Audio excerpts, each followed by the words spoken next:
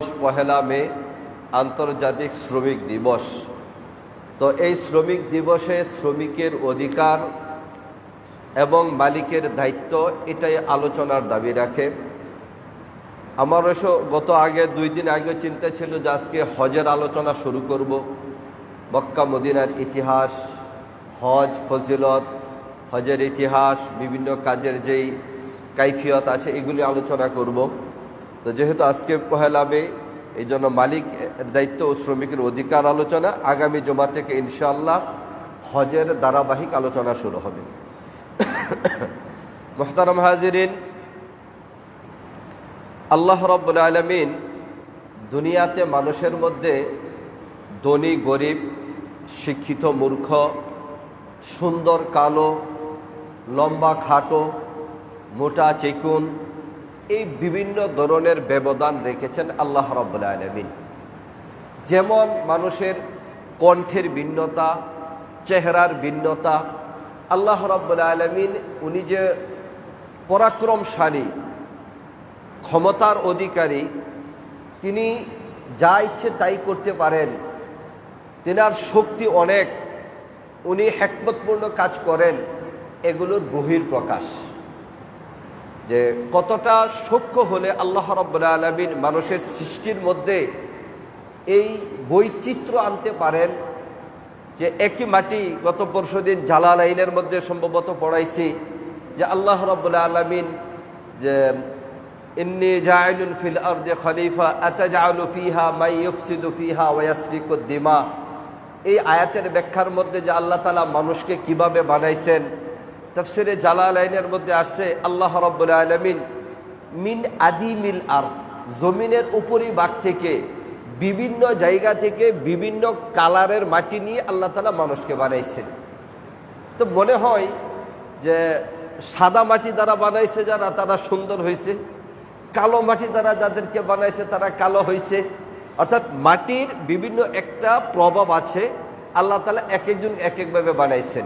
মুহতারাম হাজিরিন, একটা সময় তো ছিল মানুষ সিগনেচার দিলেই একজনের সিগনেচার আরেকজনের সিগনেচারের সাথে মিলতো না। এখন ওই জমানা চলে গেছে। এখন কি চলে আসছে? আঙ্গুলের টিপ। যে আল্লাহ রাব্বুল আলামিন কেমন ক্ষমতার অধিকারী! আপনার আমার আঙ্গুল চর্মচক্ষে যখন আমরা দেখি, তখন এই আঙ্গুলের মধ্যে যে পরতে পরতে ব্যবধান আছে, এটা কেউ কোনোদিন বুঝবে না। এটা বুঝার কেউ ক্ষমতা রাখে না। আগেকার সময়ে যারা সিগনেচার করতে না পারত, তারা আঙ্গুলের টিপ দিত দলিল আদিলার মধ্যে বিভিন্ন গুরুত্বপূর্ণ কাজে। এটাইকে বিরাট গুরুত্বপূর্ণ ছিল। তো এই টিপও নকল করার কোনো সুযোগ ছিল, কিন্তু এখন যখন ফিঙ্গারপ্রিন্ট দিতে হয়, অটোমেটিকলি এই আঙ্গুলের টিপ আপনারটা আপনার জন্যই কাজ করবে, অন্যের জন্য কাজ করবে না। এটুকুই তো সীমাবদ্ধ ছিল। কিন্তু এই যে আল্লাহ রাব্বুল আলামিন আপনাকে আমাকে যে চক্ষু দিয়েছে, এই চোখের মধ্যে যে আল্লাহ তাআলা কি ব্যবধান রেখেছেন, এটা দুনিয়ার স্বাভাবিক চর্মচক্ষে মানুষ বুঝে না। এখন আপনি এয়ারপোর্টের মধ্যে যাবেন, কোনো গুরুত্বপূর্ণ কাজের মধ্যে যাবেন, এখন আপনার চোখের পর্যন্ত ছবি নিবে। যেমনভাবে আঙ্গুলের টিপ নিবে, দুই আঙ্গুলের টিপ নিবে, এরপরে আপনার চোখের মধ্যে একটা ক্যামেরা সিস্টেম করে দিবে, দেখবে যে আপনার চোখের সাথে মিলছে কিনা। অর্থাৎ দুই নাম্বারই আর নকল করার কোনো সুযোগ এখন আর নেই। মানুষ সেটা উদ্ঘাটন করেছে, আর আল্লাহ রাব্বুল আলামিন এই অবস্থা দিয়ে দিয়েছে। যেখানে একটা কথা মনে হয়ে গেল, না বললেই নয়। মুহতারাম হাজিরিন, দুনিয়ার এই কম্পিউটার, দুনিয়ার এই আধুনিক যন্ত্রাংশ যদি মানুষের এই জীবনের এই সব ত্রুটি বিচ্যুতিগুলো ধরতে পারে, তাহলে আপনি একবার চিন্তা করুন তো, কিয়ামতের ময়দানে আল্লাহর সামনে আমি আপনি উপস্থিত হওয়ার পরে আপনার আমার জীবনের কোনো একটা মুহূর্ত ছুটে যাওয়ার সম্ভাবনা আছে কি? কোনোদিনও সম্ভাবনা নয়। কাজে এই দুনিয়া থেকে পরকালের হিসাব নিকাশ কিভাবে দিতে হবে, সেই চিন্তা ভাবনা করে আমাদের জীবনকে পরিচালিত করতে হবে। আল্লাহ তাআলা আমাদেরকে তৌফিক দান করুন। প্রিয় হাজিরিন, আমি বলতেছিলাম আল্লাহ রাব্বুল আলামিন এই দুনিয়ার মানুষের ভারসাম্যটাকে ঠিক রাখার জন্য ধনী এবং গরিব, মালিক এবং শ্রমিকের ব্যবধান করেছেন। প্রিয় হাজিরিন, মানুষের জীবনের শ্রম, প্রত্যেকটা শ্রমের একটা প্রয়োজনীয়তা আছে, এবং কোনো কাজকেই দুনিয়ার কেউ তুচ্ছ করে দেখার কোনো সুযোগ নেই। মানব জীবন পরিচালিত হওয়ার জন্য মানব জীবনের যে কোনো কাজকেই ছোট থেকে ছোট হোক, ওই কাজকে কেউ তুচ্ছ করে দেখবে, এই তুচ্ছ করে দেখার কোনো সুযোগ নেই। মোহতারাম হাজিরিন, স্বাভাবিক মতেই আমরা যদি চিন্তা করি, একটা ফ্যাক্টরির মালিক আরেকজন ফ্যাক্টরির একজন শ্রমিক, কত ব্যবধান এখানে। কিন্তু বাস্তবতা কি হলো, মালিক যিনি একটা ফ্যাক্টরির মালিক হয়েছেন, ওই ফ্যাক্টরিতে যদি শ্রমিক না থাকে তা মালিকের কোনো মূল্য নেই। সে যত কোটি টাকারই মালিক হোক না কেন, যত অর্থ সম্পদওয়ালাই হোক না কেন, ওই মালিকের কোনো মূল্য নেই যদি শ্রমিক না থাকে। ঠিক তেমনইভাবে শ্রমিক, হাজারো শ্রমিক অপেক্ষা করতেছে কাজের জন্য, মালিক যদি শ্রমিকদের জন্য কর্মসংস্থানের ব্যবস্থা না করে, মেল ফ্যাক্টরি কারখানা এগুলি যদি না থাকে, তাহলে শ্রমিক তার শ্রম নিজের কাছে জমা রাখতে হবে, শ্রমের বিনিময়ে অর্থ উপার্জন করে জীবন পরিচালিত করবে, এই ব্যবস্থাটা তার কাছে আর থাকবে না। মুহতারাম হাজিরিন, আল্লাহ রাব্বুল আলামিন এই যে মালিক এবং শ্রমিকের মাঝে এই ব্যবধান রেখে দেন, ব্যবস্থা রেখে দিয়েছেন, এই তারতম্য রেখে দিয়েছেন জীবন ব্যবস্থাটা চলার জন্য। যদি সমাজের ব্যবস্থাটা এমন হইতো সবাই মালিক, কোটি কোটি টাকার মালিক, তাহলে এদেশে কলকারখানা, মেল ফ্যাক্টরি, কৃষি জমি, কাজকাম এগুলি চলতো না, কারণ কাজের লোক পাওয়া যাইত না। যদি ব্যাপারটা এমন হইতো এই সমাজের সবাই শ্রমিক, কেউ মালিক নেই, সবাই দরিদ্র, তাহলে মানুষের জীবন থমকে দাঁড়াতো। কারণ শ্রমিকরা মেল ফ্যাক্টরি প্রতিষ্ঠা করার ক্ষমতা রাখে না, তাহলে তারা শ্রম দিয়ে অর্থ উপার্জন করে, এই ব্যবস্থা থাকতো না। এটা আল্লাহ তাআলার পক্ষ থেকে আমাদের জন্য বড় এক নিয়ামত, যে অর্থনৈতিক ব্যবধানের কারণে আমাদের সমাজের মধ্যে মালিক এবং শ্রমিকের ব্যবধান রেখেছেন। মুহতারাম হাজিরিন, আমরা যদি আমাদের সমাজের অবস্থার দিকে চিন্তা করি, আমরা একেবারে নিম্নমানের কাজ করে একজন মানুষ, আমাদের সমাজে কাজের গুণগত কোনো কাজকে তুচ্ছ করে দেখার নয়। একজন জুতা সেলাই করে, একজন মুচির জুতা সেলাই করে, এখন স্বাভাবিক মতে মানুষ তাকে তার মনে করে সে ছোট মানের একটা কাজ করতেছে, কাজকে ছোট করে দেখার সুযোগ নেই। এখন আপনি মনে করেন আপনার জুতা ছিঁড়ে গেছে, কাজের প্রয়োজন, যদি এই মুচির জুতা সেলাই না করতো, তাহলে আপনার এই জুতা রিফারিং কোত্থেকে করতেন, কিভাবে চলতেন? আজকে সকালবেলা যখন আমি বাড়ি থেকে বের হই, মাইসপাড়া রেলগেট যেখানে প্রতিদিন সকালবেলা এখানে তরি তরকারি সবজির দোকান বসে, এর আগে কখনো আমি মুচির দোকান দেখিনি। আমি আজকে সকালে যখন আসতেছি, রেল লাইন যখন পার হই, তখন তরি তরকারি সবজির দোকানের পাশে একটা মুচির দোকান দেখলাম। আমাদের বাড়ির পাশেই মুচির মহল আছে, একটা এরিয়া আছে, এখানে মুসারা বসবাস করে। তো আমি চিন্তা করলাম, এই সকালবেলা গ্রামের ভিতরে মানুষ জুতাকে ঠিক করার জন্য এখানে নিয়ে আসছে, দেখলাম যে বেশ কাজ করতেছে, এত কাজের চাহিদা আছে। এখন ওই লোক যদি এই কাজ না করতো, তাহলে এই প্রয়োজন কিভাবে মিটত? দুপা কাজ করতেছে, কাপড় আয়রন করতেছে, জেলে মাছ ধরতেছে, এরপরে নাপিতে চুল কাটতেছে, তাঁতি কাপড় বুনতেছে, মাঝি নৌকা চালাইতেছে। এই যে হরেক রকমের এই শ্রম আর কাজের ব্যবস্থা, আজকের একটা শ্রেণী যদি সে জুতা না সেলাই করে, সে দুপা কাজ না করে, তাঁতি কাপড় না বুনে, জেলে মাছ না ধরে, নাপিতে চুল না কাটে, এরকম ভাবে মাঝি নৌকা না চালাই, তাহলে আমাদের এদেশের জীবন ব্যবস্থা থমকে দাঁড়াবে, মানুষের জনজীবন চলার কোনো ব্যবস্থা থাকবে না। ঠিক কিনা বলুন? দেখা যায় আমাদের সমাজের মধ্যে শ্রমিকরা যেই শ্রম দিচ্ছে, যেই কাজই করছে না কেন, কোনো কাজকে ছোট করে খাটো করে দেখার কোনো সুযোগ নেই। মুহতারাম হাজিরিন, কিন্তু অত্যন্ত দুঃখের বিষয় হলো, যখনই যারাই শ্রম দিচ্ছে, মালিক পক্ষ, ছোট মালিক আর বড় মালিক যেই হোক না কেন, তাদের চিন্তাধারা হলো আমি যত কম টাকা দিয়ে শ্রমিকের কাছ থেকে শ্রম নিতে পারি ততই আমার সুবিধা। আর শ্রমিক মনে করে অনেক ক্ষেত্রে আমি যত কাজ কম করে মালিকের পক্ষ থেকে যতটা শ্রম নিতে পারি ততই আমার সুবিধা। মুহতারাম হাজিরিন, এভাবে কোনো দিন কোনো জায়গার সমাধান হয় না। যেই দিন আমাদের সমাজের মধ্যে এই রীতি, এই আচরণ চলে আসবে, মালিক মনে করবে আমি শ্রমিক থেকে শ্রম নিতেছি, আমি তার ন্যায্য পাওনাটাকে বুঝিয়ে দেব। আর শ্রমিক মনে করবে আমি একটা মাইনা মালিকের পক্ষ থেকে নিতেছি, আমি আমার মালিকের মাইনাটা নেওয়ার ক্ষেত্রে হালাল করে যেই পরিমাণ কাজের বিনিময়ে আমার মালিক মাইনা দিচ্ছে ওই কাজটুকু আমি কমপ্লিট করে এরপরে মালিকের কাছ থেকে মাইনা নেব। মালিক এবং শ্রমিকের মাঝে যখন এই সম্পর্ক চলে আসবে, এই চিন্তাধারা চলে আসবে, তখনই তাদের মধ্যে সুসম্পর্ক কায়েম হবে, ইনসাফ এর ব্যবস্থা থাকবে। আর এই দুই পক্ষের মধ্যে যতক্ষণ পর্যন্ত ইনসাফ ভিত্তিক চিন্তাধারা না আসবে, ততদিন পর্যন্ত তাদের মধ্যে ন্যায্য পাওনা কেউ পাবে না। ঠিক কিনা বলুন? মুহতারাম হাজিরিন, এই যে শ্রমিকরা শ্রম দিত আর মালিকরা তাদেরকে ঠগাইত, শ্রমিকদের কাছ থেকে তারা 24 ঘন্টার মধ্যে 18 ঘন্টা 20 ঘন্টা শ্রম নিত, মালিক পক্ষ তাদের শ্রম নিত কিন্তু ন্যায্য পাওনাটা দিত না। মানুষ হিসাবে সপ্তাহে 7 দিনই একজন মানুষের দ্বারা কাজ করা সম্ভব নয়।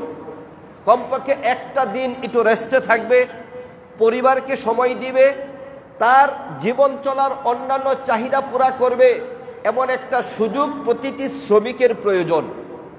যদিও বর্তমান সময়ে আমাদের এদেশের শুধু কাগজে কলমের মধ্যে মালিকের পক্ষ থেকে শ্রমিকদের জন্য শ্রম অধিকারের কিছু আইন কানুন আছে, এটা হলো তাদের কাগজে ঝুলানো, এটা বাস্তবে তেমন একটা পাওয়া যায় না।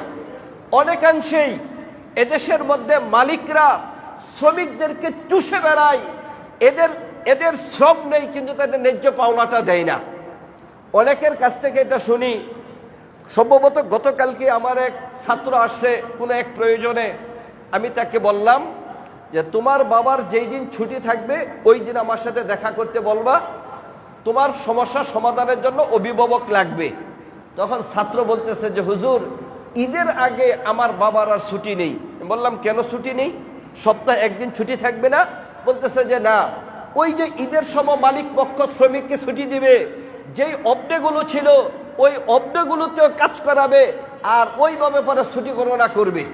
আপনারা যারা এখানে শ্রমিক আছেন এটা ভালো বুঝবেন, যদি মালিক পক্ষ সত্যিকার অর্থে অবস্থাটা এমনই হয় যে সপ্তাহে একদিন যে ছুটি ছিল শ্রমিকের জন্য, ওই দিনটাকেও কৌশলে কাজে লাগাচ্ছে আর তাকে ছুটির ব্যবস্থা করতেছে না, মনে রাখবেন এই দুনিয়ার আদালত থেকে সে ছুটে যেতে পারবে, কিন্তু কিয়ামতের ময়দানে আল্লাহর আদালতে তারা জবাবদিহি করতে হবে। মুহতারাম হাজিরিন, এই যে শ্রমিকদেরকে ঠগানো আর মালিক পক্ষরা জিতে যাওয়া, এটা এই জুলুম আর নির্যাতন অনেকাংশেই চলতেছিল। শ্রমিকরা এটা মানতে পারতেছিল না। কোরআনের শাসন তো আর নেই, কোরআনের আইন, কোরআনের শাসন ব্যবস্থা থাকলে এই সমাজের চিত্র একেবারে ভিন্ন হয়ে যেত। যখন এই পশ্চিমাদের মাঝেও আপনার শ্রমিকদের থেকে শ্রম নিচ্ছে, তাদের ন্যায্য মজুরি আদায় করতেছে না, তাদের জন্য কোনো একদিন ছুটির ঘোষণা করতেছে না, তখন 1866 সালে এই 1 মে আমেরিকার শিকাগো শহরে মার্কেটের মধ্যে 8 ঘন্টা কর্মদিবস ও সপ্তাহে একদিন ছুটির দাবিতে শ্রমিকরা আন্দোলন শুরু করে। কত সালে? 1866 সালে 1 মে শ্রমিকরা তাদের কর্মদিবস হবে, কাজের সময় হবে 8 ঘন্টা আর একদিন কমপক্ষে ছুটি থাকবে সপ্তাহে, এই দাবিতে তারা আন্দোলন শুরু করে। এই লম্বা ইতিহাস আমার বলার সময় নেই। ওই সময়কার ওই আন্দোলনের সময় শ্রমিকরা তারা একেবারে আপনার অহিংস আন্দোলন তারা করতেছিল, যেখানে কোনো মারামারি কাটাকাটি হানাহানি ছিল না, স্বাভাবিক পদ্ধতিতে তারা আন্দোলন করে যখন আপনার শিকাগো শহর মার্কেট যেখানে আন্দোলন হয়েছিল ওই জায়গাটা তারা ছেড়ে দিবে, এমন তো অবস্থায় কে বা কারা পুলিশের উপর বোমা নিক্ষেপ করে। আর পুলিশের উপর বোমা নিক্ষেপ করার কারণে একজন পুলিশ মারা যায়। পুলিশরা তারা এরকম ঝাঁপিয়ে পড়ে শ্রমিকদের উপর, ওই মুহূর্তেই 6 জন শ্রমিক পুলিশের গুলিতে মারা যায়। পরবর্তীতে ওইখানকার শ্রমিকরা তারা তাদের আন্দোলনকে আরো বেগবান করে, লাগাতার 3 দিন আন্দোলনের পরে আপনার আরো 4 জন শ্রমিক মারা যায়। পরবর্তীতে এই শ্রমিকদের হত্যার প্রতিশোধ নেওয়ার জন্য এবং তাদের দাবি দাবা পূরণের জন্য ধারাবাহিক ধর্মঘট শুরু করে পরিশেষে মালিক পক্ষ যখন দেখলো শ্রমিকরা যদি তাদের ধর্মঘট প্রত্যাহার না করে তাহলে তাদের জনজীবন থমকে দাঁড়াবে, মেল ফ্যাক্টরি কারখানা সবকিছু বন্ধ হয়ে যাবে। পরিশেষে তাদের সাথে একটা চুক্তি রফাদফা করার মাধ্যমে তারা শ্রমিকদের সেই ন্যায্য দাবিগুলো তারা মেনে নিয়েছে। 8 ঘন্টা এবং সরকারি ছুটি একদিন থাকবে, এটা তারা মেনে নিয়েছে। পরবর্তীতে ওই যেই সমস্ত ব্যক্তিরা এখানে নেতৃত্ব দিয়েছিল এই আন্দোলনের মধ্যে, এদেরকে অনেককেই ফাঁসি কাস্টে তারা ঝুলিয়েছে অন্যায়ভাবে। মুহতারাম হাজিরিন, এরপরে যেই দিন এই সমস্ত শ্রমিক নেতাদেরকে তারা ফাঁসি কাস্টে ঝুলিয়েছিল, ওই দিনটাকে তারা শ্রমিক দিবস হিসেবে ঘোষণা করে 1889 সালে 14 জুলাই প্যারিসে অনুষ্ঠিত দ্বিতীয় আন্তর্জাতিক শ্রমিক সম্মেলনে প্রতি বছর 1 মেকে শ্রমিক হত্যা দিবস ও আন্তর্জাতিক শ্রমিক সংহতি দিবস পালনের সিদ্ধান্ত গৃহীত হয়। মুহতারাম হাজিরিন, 1889 সালে 14 জুলাই দ্বিতীয় আন্তর্জাতিক যে শ্রমিক সম্মেলন হয়, ওই সম্মেলনের মধ্যে 1 মেকে শ্রমিক হত্যা দিবস এবং আন্তর্জাতিক শ্রমিক সংহতি দিবস পালনের সিদ্ধান্ত গৃহীত হয়। এরপর থেকে বিশ্বের প্রতিটি রাষ্ট্রের মাঝে এই 1 মেকে আন্তর্জাতিক শ্রমিক দিবস পালন করে আসছে। মুহতারাম হাজিরিন, কাজ করা এটা আল্লাহ রাব্বুল আলামিনের পক্ষ থেকে নির্দেশ। সমাজের মধ্যে কোনো মানুষ এমন নেই যে হাত গুটিয়ে বসে থাকবে, আল্লাহ রাব্বুল আলামিন আসমান থেকে একেবারে প্যাকেট করে খানা শুধু তার ঘরে পৌঁছে দেবে। এই ব্যবস্থা আল্লাহ তাআলা এই উম্মতের জন্য রাখে নাই। 2টা উম্মতের জন্য আল্লাহ তাআলা আসমান থেকে প্যাকেটিং করে খানার ব্যবস্থা করেছিলেন। এক হলো মূসা আলাইহিস সালামের জমানায় যখন ময়দানে তিহ এর মাঝে মূসা আলাইহিস সালামের কওম অবস্থান করতেছিল, ওই অবস্থায় তাদের খানা দানার কোনো ব্যবস্থা ছিল না। আল্লাহ তাআলার পক্ষ থেকে তাদের জন্য মান্না এবং সালওয়া এক ধরনের প্যাকেটিং খানা ছিল। আল্লাহ তাআলা আসমান থেকে পাকানো প্যাকেট খানা তাদের কাছে পৌঁছায় দিত, তারা ওই খানা খাইতো। লম্বা ইতিহাস এখানে আছে। আল্লাহর পক্ষ থেকে ঘোষণা হয়েছিল, তোমাদের কাছে যেই খানা আমি পৌঁছাইতেছি এটা তোমরা গুদামজাত করবা না, আটকে রাখবা না, প্রতিদিন তোমাদের খানার ব্যবস্থা আমার পক্ষ থেকে হয়ে যাবে। কিন্তু বনি ইসরায়েল এটা মানে নাই, ওই খানা আটকে রেখেছে। আর মূসা আলাইহিস সালামকে বলে, আসমান থেকে পাখির বুনা গোশত আসে, মাছের কলিজা আসে, মাছের গোশত আসে, এরকম বাহারি খানা আসে, এগুলো আর তাদের কাছে ভালো লাগে না। মূসাকে বলে, হে মূসা, তুমি তোমার রবকে কও পেঁয়াজ মরিচ রসুন আদা এগুলো দিয়ে পাকায় খানার ব্যবস্থা আমাদের জন্য করতে, এগুলি খানা ভালো লাগে না। ওই বনে ইসরাইল যাদের বংশধর হলো নেতানিয়াহু, এই যে ইসরায়েলের নেতানিয়াহু, এদের ব্যাপার আমি ক্লাসেও বলি, বিগত সময় এখানেও বলেছি, যখনই বনে ইসরায়েলের নাম মুখের মধ্যে নিব তখনই গাউরা গুয়ার গার্তেরা, কি বললাম, গাউরা গুয়ার গার্তেরা আন্তর্জাতিকভাবে টেরোরিজম সন্ত্রাস এবং অকৃতজ্ঞ হিসাবে পৃথিবীর মাঝে যে কোনো জাতি থাকে সেটা হলো বনে ইসরায়েল, ইহুদিদের জাতি। মুহতারাম হাজিরিন, ওদেরই বংশধর হলো ওই নেতানিয়াহু। যাই হোক, ওই সময় আল্লাহ রাব্বুল আলামিন ওদের খানা বন্ধ করে দেয়। আরেকটা ইতিহাস পাওয়া যায়, হযরতে ঈসা আলাইহিস সালাম, আমাদের নবী আসার আগে যিনি নবী ছিলেন, ঈসা আলাইহিস সালাম এর কওম এসে তিনার কাছে দাবি করলো, হে ঈসা, তুমি রবের কাছে বলো আসমান থেকে যেন আমাদের জন্য কিছু ভালো খানার ব্যবস্থা আল্লাহ তাআলা করেন। ওই দিনটাকে আমরা ইয়াউমুল মিআদ বলে আমরা ঘোষণা করব, আল্লাহর পক্ষ থেকে আমাদের খানার ব্যবস্থা হবে। ঈসা আলাইহিস সালামের দুআই আল্লাহ রাব্বুল আলামিনের পক্ষ থেকে তিনার কওমের জন্য আসমান থেকে খানার ব্যবস্থা ছিল। এই 2 ইতিহাস ছাড়া পৃথিবীর শুরু থেকে শেষ পর্যন্ত আজও পর্যন্ত কোথাও এমন কোনো ব্যবস্থা নেই যে মানুষ চুপ করে বসে থাকবে আর তার মুখের কাছে আল্লাহ তাআলা খানা পৌঁছে দেওয়ার ব্যবস্থা নেই। বরং প্রতিটি মানুষ সে তার কর্মের বিনিময়ে আল্লাহ রাব্বুল আলামিন তার এই ব্যবস্থা করে দিয়েছেন, তার দুনিয়ার খানার ব্যবস্থা করে দিবেন। যে কারণে আল্লাহ রাব্বুল আলামিন আমাদেরকে উৎসাহিত করেছেন, তোমরা তোমাদের দিনদারি নামাজকে কায়েম করার পরপরই দুনিয়ার জমিনে বিচরণ করো, দুনিয়ার জমিনে ছড়িয়ে যাও আর তোমরা তোমাদের জীবিকাকে উপার্জন করো। আল্লাহ রাব্বুল আলামিন কোরআনে কারিমে বলেন, فَإِذَا قُضِيَتِ الصَّلَاةُ فَانتَشِرُوا فِي الْأَرْضِ وَابْتَغُوا مِنْ فَضْلِ اللَّهِ وَاذْكُرُوا اللَّهَ كَثِيرًا لَعَلَّكُمْ تُفْلِحُونَ। আল্লাহ রাব্বুল আলামিন বলেন, হে ঈমানদারেরা, ফাইদা কুদিয়াতিস সালাতু, যখন তোমরা নামাজ আদায় করা শেষ করবে। জুমার নামাজের ব্যাপারে সূরাতুল জুমার মধ্যে এই আয়াত, সূরাতুল জুমার 10 নম্বর আয়াত, আল্লাহ বলেন ফাইদা কুদিয়াতিস সালাত, যখন তোমরা নামাজ আদায় শেষ করবে, ফান্তাশিরু ফিল আরদ, তোমরা জমিনের মধ্যে ছড়িয়ে যাও। ওয়াবতাগু মিন ফাদলিল্লাহ, আল্লাহ রাব্বুল আলামিনের পক্ষ থেকে যে রিজিকের ব্যবস্থা আছে তোমরা তোমাদের রিজিককে খুঁজে নাও। ওয়াবতাগু মিন ফাদলিল্লাহ, অর্থ সম্পদ টাকা পয়সাটাকে আল্লাহর পক্ষ থেকে ফদল, একটা অনুগ্রহ নিয়ামত বলা হয়েছে। এটা আল্লাহ যাকে দেয় তার ব্যবস্থা হয়, শ্রমের বিনিময়ে আল্লাহ তাআলা দেবেন, কিন্তু কেউ হাত গুটিয়ে বসে থাকবে আল্লাহ তাআলা তার ব্যবস্থা করবেন না। যার জন্য আল্লাহর পক্ষ থেকে যতটুকু নির্ধারণ করা আছে সে ততটুকুই কামাই করতে পারবে, তার চেয়ে বেশি তার সুযোগ নেই। যদি সুযোগ থাকতো তাহলে সমাজের মধ্যে কোনো মানুষ আর গরিব থাকতো না, সবাই চিন্তা করতো না আমিও কোটিপতি হয়ে যাব, আমিও কোটি টাকা আমার গাড়ি চালাবো, আমারও 10 তলা 20 তলা বাসা থাকবে, এটা সবাই চিন্তা করতো না। এটা সম্ভব না। আল্লাহ রাব্বুল আলামিন আপনার আমার জন্য একটা শ্রমের ব্যবস্থা রেখেছেন, আর কতটুক পরিমাণ অর্থ আপনার আমার কপালে থাকবে তারও ওই ব্যবস্থা আল্লাহর পক্ষ থেকে করে দিয়েছেন। আল্লাহ রাব্বুল আলামিন বলেন, ওয়াযকুরুল্লাহা কাসীরান লাআল্লাকুম তুফলিহুন, মনে রাখো তুমি অর্থ সম্পদ কামাইয়ের জন্য জমিনে বের হওয়ার আগে 1 নাম্বার আল্লাহর বিধান নামাজকে আদায় করতে হবে। এটা হলো তোমার আগে। সমাজের কোনো মানুষ এই কথা বলার কোনো সুযোগ নেই আমি তো কাজ কামের জন্য নামাজ কালাম পড়তে পারি না।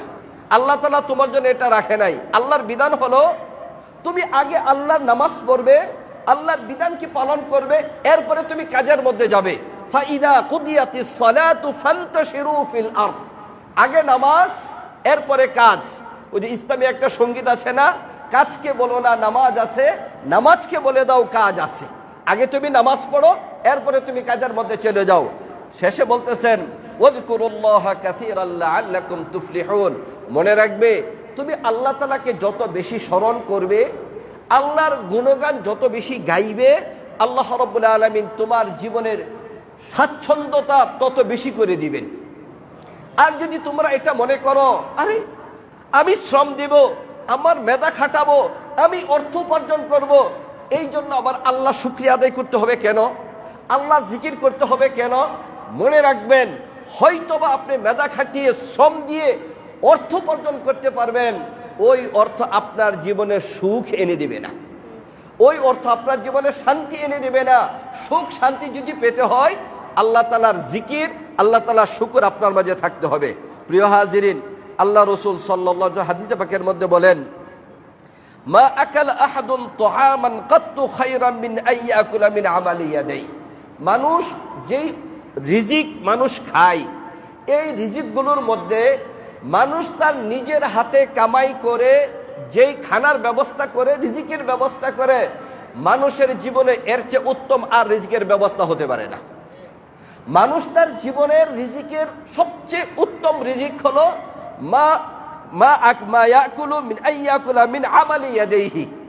যে নিজের হাতে কাজ করে উপার্জন করে যে রিজিক খাবে, এটা হলো সবচেয়ে উত্তম রিজিক।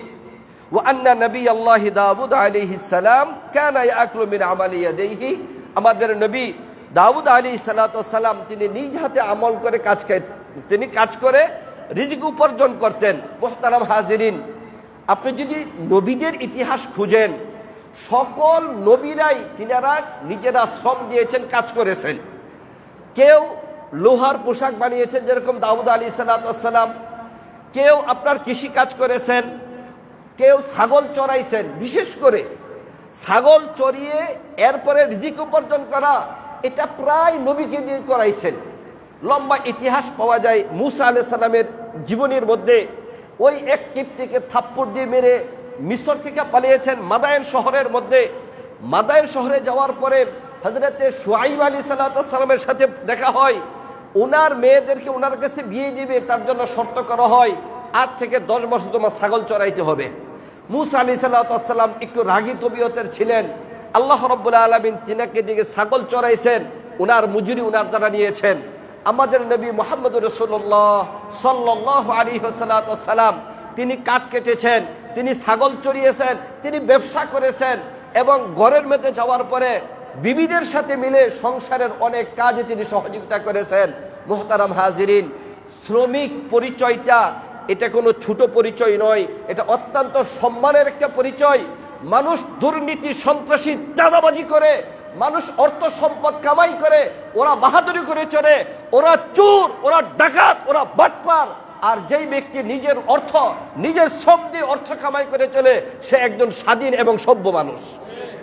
আমাদের সমাজের মধ্যে দেখবেন যারা চোর বাটপার, যারা সন্ত্রাসী, চাঁদাবাজি করে, এরা খুব বুক ফুলিয়ে ঘুরে। এরা এই সমাজের মধ্যে, এই ক্ষণস্থায়ী জিন্দেগির মধ্যে বুক ফুলিয়ে ঘুরে বাহাদুরি করতে পারে, কিন্তু আল্লাহর সামনে থেকে ছুটার এদের কোনো সুযোগ থাকবে না। আর আপনারা আমরা যারা শ্রমের বিনিময়ে অর্থ উপার্জন করি, যেখানে ঘুষ, দুর্নীতি, চাঁদাবাজি, সন্ত্রাসী, অবৈধভাবে অর্থ সম্পদ উপার্জন করার কোনো মাধ্যম নেই, আমরা শুধু হালাল কামাইয়ের মধ্যে আমরা আমাদের জীবিকা উপার্জন করতেছি, কিয়ামতের ময়দানে আল্লাহর সামনে কমপক্ষে এই জায়গায় আমরা হালকা হয়ে যাব, আমাদের কঠিন জবাবদিহি করা লাগবে না। মুহতারাম হাজিরিন, আল্লাহ রাব্বুল আলামিন এই কোরআনে কারীমের মধ্যে, আল্লাহ রাসূল হাদিসে পাকের মধ্যে এই যে মালিক এবং শ্রমিকের মাঝে তাদের সুসম্পর্ক লাগবে এর জন্য অনেক বিধিবিধান দিয়ে দিয়েছেন, অনেক অনেক নিয়ম কানুন আল্লাহ তাআলা বলে দিয়েছেন। হাদিসে পাকের মধ্যে আসছে, আল্লাহ রাসূল বলেছেন, তোমরা যদি কোনো শ্রমিক থেকে তোমার খানা পাকানোর শ্রম নাও, বাড়ির মধ্যে চাকর থাকে, আল্লাহ রাসূল বলছেন তুমি যেই মানের খানা খাবে তোমার চাকরকে ওই মানের খানা খাওয়াবে। তুমি যেই মানের পোশাক পরিধান করবে তোমার চাকরকে ওই মানের পোশাক পরিধান করবে। তুমি যেই মানের ঘরের মধ্যে থাকবে মালিককে ওই মানের, শ্রমিককে ওই মানের ঘরের মধ্যে থাকার ব্যবস্থা করে দিবে। মুহতারাম হাজিরিন, আমাদের সমাজের মধ্যে অধিকাংশ সময় দেখা যায় রিক্সাওয়ালা রিক্সা নিয়ে গেছে, প্যাসেঞ্জার যে ছিল সামান্য দু এক কথাই ওই রিক্সাওয়ালার সাথে তর্ক লেগেছে, বাস আর কোনো কথা নেই, হাত তুলে গেছে, মারধর করতেছে। বাহাদুরি আর কোথায় দেখানোর জায়গায় পেল না, বাস রিক্সাওয়ালাকে গায়ে আঘাত করে তুই চিরস আমি কে, আমি হলাম এই সমাজের সবচেয়ে বড় আন্তর্জাতিক পর্যায়ের সন্ত্রাসী। যদি আমি সত্যিকার অর্থে সন্ত্রাসী আর আমি অভদ্র না হব, তাহলে তো একটা রিক্সাওয়ালার গায়ে এমনি হাত তুলতে পারি না। মুহতারাম হাজিরিন, এটা হলো আমাদের সমাজের একটি চিত্র। আমি খুব সংক্ষেপে, সময় আমার প্রায় শেষ হয়ে যাচ্ছে, আমি খুব সংক্ষেপে আপনাদেরকে বলবো যে মালিক এবং মালিকের পক্ষ থেকে শ্রমিকের জন্য কি কি অধিকার রয়েছে। এক নম্বর হলো মালিকের পক্ষ থেকে শ্রমিককে তার ন্যায্য মজুরি সময় মতো দেওয়া। মালিকের পক্ষ থেকে শ্রমিকের ন্যায্য মজুরিটা তাকে সময় মতো আদায় করা। কোরআনে কারীমের মধ্যে এই ব্যাপারে যে চুক্তির কথা বলা হয়েছে, আল্লাহ তাআলা বলেছেন ওয়া আউফু বিল উকুদ ইন্নাল আহদা কানা মাসউলা। মালিক পক্ষকে আল্লাহ তাআলা বলতেছেন, তুমি যে শ্রমিকের সাথে চুক্তি করেছ যে এত ঘন্টা তোমার মেল ফ্যাক্টরি কারখানাতে শ্রম দেওয়ার পরে মাসে এত টাকা তাকে মজুরি দিবে, এটা তুমি চুক্তি অনুযায়ী তার মজুরিকে দিয়ে দাও। ইন্নাল আহদা কানা মাসউলা, তুমি তোমার শ্রমিকের ন্যায্য মজুরি সময় মতো দিয়েছো কিনা কিয়ামতের ময়দানে আল্লাহর সামনে জবাবদিহি করতে হবে। ঠিক শ্রমিকের ব্যাপারে একই বক্তব্য, তুমি মালিকের কাছ থেকে এত ঘন্টা ডিউটির মাধ্যমে এই পরিমাণ মাইনা মজুরি তুমি গ্রহণ করবা। হে শ্রমিক, তুমি কি তোমার সেই ন্যায্য কাজটুকু করেছো কিনা? যেটুকু সময় তোমার মালিকের ফ্যাক্টরিতে কাজ করার কথা ছিল ওইটুকু সময় কাজ করেছো না ফাঁকিবাজি করেছো, ধোঁকাবাজি করেছো, কাজে মানে সময় দাও নাই? যদি এমনটা করে থাকো তুমি পরিষ্কার করে জেনে রাখো, ইন্নাল আহদা কানা মাসউলা, কিয়ামতের ময়দানে আল্লাহর দরবারে তোমার জবাবদিহি করতে হবে। প্রিয় হাজিরিন, আল্লাহ রাসূল সাল্লাল্লাহু আলাইহি ওয়াসাল্লাম বলেন লা দারারা ওয়ালা দিরারা, তুমি নিজে ক্ষতি করো না, আরেকজনকে ক্ষতির মধ্যে ফেলো না। আল্লাহ রাসূল বলেন আতুল আজির আজরাহু ক্বাবলা আন ইয়াজুফা ইরকাহু, যে তুমি শ্রমিককে তার গায়ের ঘাম শুকানোর আগে তার বিনিময় দিয়ে দাও। শ্রমিক তার যে শ্রম দিয়েছে তার শরীরের ঘাম শুকানোর আগে মালিক পক্ষ শ্রমিককে তার ন্যায্য পাওনা, তার মজুরি দিয়ে দিতে হবে। এটাই হলো ইসলামের বিধান। প্রিয় হাজিরিন, কিয়ামতের ময়দানে আল্লাহ রাব্বুল আলামিন তিনজনের পক্ষ হয়ে নিজে বিচার দায়ের করবেন এবং তিনি ওই বিচার করবেন। তার মধ্যে একটা হলো এই, কোন মালিক যদি শ্রমিকের ন্যায্য পাওনা দুনিয়ার মধ্যে আদায় না করে থাকে, ওই মালিকের বিপক্ষে আল্লাহ তাআলা নিজে মামলা দায়ের করবেন এবং ওই মামলার বিচার তিনি নিজে করবেন। মুহতারাম হাজিরিন, অতএব মালিক পক্ষ যারা থাকবে তাদের অবশ্যই এটা বিবেচনা করতে হবে শ্রমিককে যেন না ঠগায়। 2 নাম্বার, শ্রমিকের যে অধিকার, শ্রমিককে তার সামর্থ্য অনুযায়ী কাজ দেওয়া। শ্রমিককে তার সামর্থ্য অনুযায়ী কাজ দেওয়া, যেটুকু কাজ করার ক্ষমতা রাখে ওইটুকু দেওয়া। যে মিল ফ্যাক্টরির মধ্যে দেখবেন লেখা আছে শিশু শ্রম নিষিদ্ধ। এখানে কোনো শিশুকে নিয়োগ দেওয়া হয় না। কেন? যেই পরিমাণ কাজ সে করতে পারবে একটা মিল ফ্যাক্টরিতে, শিশু ওইখানে পারবে না। অনেক সময় দেখা যায় কম বয়সীরা কাজ করে, আড়ালে থাকে, কিন্তু কাগজে কলমে লেখা আছে শিশু শ্রম নিষিদ্ধ, শিশু নিয়োগ দেওয়া হয় না। যে শ্রমিকের একটা এটাও অধিকার যে যেইটুকু কাজ করার ক্ষমতা রাখে এইটুক তাকে দেওয়া। 3 নাম্বার, মালিক পক্ষ মানবিক ও সম্মানজনক আচরণ করা। মালিক পক্ষ শ্রমিকের সাথে মানবিক এবং সম্মানজনক আচরণ করা। মানবিক আচরণগুলো কি? কাজের ফাঁকে একটু রেস্টের ব্যবস্থা করা। মা যদি থাকে, শিশু সন্তান থাকে, শিশু সন্তানকে যেন মা দুধ পান করাতে পারে তার ব্যবস্থা রাখা। একজন মানুষ প্রচন্ড গরমে কাজ করতে করতে একেবারে ক্লান্ত হয়ে যেতে পারে, ওইখানে একটা তার কাজের সুপরিবেশ করা। গত কয়েকদিন হলো মোবাইলের মধ্যে দেখলাম গার্মেন্টসের শ্রমিকরা পিএম যারা উত্তম মাধ্যম দিতেছে।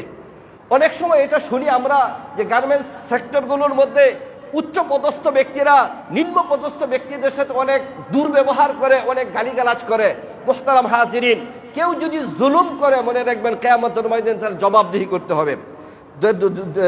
3 নাম্বার বললাম মালিক পক্ষ মানবিক এবং সম্মানজনক আচরণ করবে। 4 নাম্বার, শ্রমিকের জন্য নিরাপদ কর্ম পরিবেশ নিশ্চিত করা।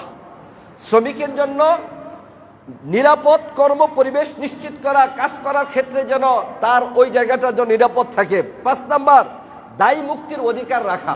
ভালো করে মনে রাখবেন, কোন শ্রমিক কারো কাজ করতে যে কোনো জিনিস যদি কাজের কারণে নষ্ট হয়ে যায়, এর ভর্তুকি শ্রমিকের নয়, এটা মালিকের। আর যদি কোনো কারণে শ্রমিক ইচ্ছে করে এটা নষ্ট করে তদন্ত বের হয়ে আসে, তাহলে তো অবশ্যই তার জবাবদিহি করতে হবে, ভর্তুকি দিতে হবে। তবে স্বাভাবিক মতে ইসলামী বিধান হলো যে শ্রমিক কাজ করার ক্ষেত্রে যদি কোনো জিনিস নষ্ট হয়ে যায় মালিকের, এই দায়ভার, এই ক্ষতিপূরণ মালিক বহন করবে, শ্রমিক নয়। প্রিয় হাজিরিন, 6 নাম্বার হলো ইবাদতের জন্য সুন্দর একটা ব্যবস্থা রাখা। অবশ্যই আলহামদুলিল্লাহ বিভিন্ন মিল ফ্যাক্টরিতে দেখি তারা নামাজের ব্যবস্থা রাখছে, নামাজের সময় বিরতি রাখছে। অবশ্যই এটা দরকার, বিশেষ করে মুসলিম রাষ্ট্রগুলোর মধ্যে, আমাদের এদেশের মধ্যে যারা শ্রমিক নামাজ পড়বে, নামাজ পড়তে চাই, বরং তাদের নামাজের ব্যবস্থা রাখা। তবে একটা কথা মনে রাখবেন, কোনো ব্যক্তি যদি নামাজ এর অজুহাতের মধ্যে কাজের মধ্যে চরমভাবে ফাঁকি দেওয়ার চিন্তা করে, আপনি মালিককে ফাঁকি দিতে পারবেন কিন্তু আসল মালিককে কিন্তু ফাঁকি দিতে পারবেন না। হ্যাঁ, আপনি 5 ওয়াক্ত নামাজ পড়েন, আপনি নির্দিষ্ট সময়ের জন্য আপনার কাজের বিরতির মাধ্যমে নামাজে আসলেন, নামাজকে আদায় করে আবার কাজের মধ্যে চলে গেলেন। আপনার মনে মনে যদি এই চিন্তা থাকে যে না, আমি তো এই সময়টুকু মালিকের কাছ থেকে মজুরি নিচ্ছি, তাহলে আমি কেন ফাঁকিবাজি করব? তাহলে আল্লাহ রসুল বলছেন ওই শ্রমিকের জন্য 2টা প্রতিদান রয়েছে। যেই শ্রমিক তার মালিকের হক ঠিকমতো আদায় করে এবং আল্লাহর হককে আদায় করে, আল্লাহর পক্ষ থেকে তার জন্য ডাবল বিনিময়ের ব্যবস্থা করেছে। সুবহানাল্লাহ। এই জন্য মুহতারাম হাজিরিন, সময় শেষ। আমরা যারা শ্রমিক, বিশেষ করে আমরা এখানে আছি, আমরা আমার জীবনে এই ব্যাপারগুলো চিন্তা করব। আমার কাজটাই মূল নয়, আগে আমার নামাজ, এরপর অন্যান্য কাজ, এবং কাজের ক্ষেত্রে অবশ্যই ফাঁকিবাজি করব না। আমরা আমাদের হকটুকু আদায় করি। মালিক পক্ষ যারা আছে আমরা তাদের জন্য দোয়া করব, আল্লাহ যেন তাদেরকেও শ্রমিকের অধিকার ঠিকমতো আদায়ের তৌফিক দান করেন। আল্লাহ রাব্বুল আলামিন আমাদের সকলকে কবুল করুন। ওয়া আখিরু দাওয়ানা আলহামদুলিল্লাহি রাব্বিল আলামিন। যারা সুন্নত পড়েনি কাবলে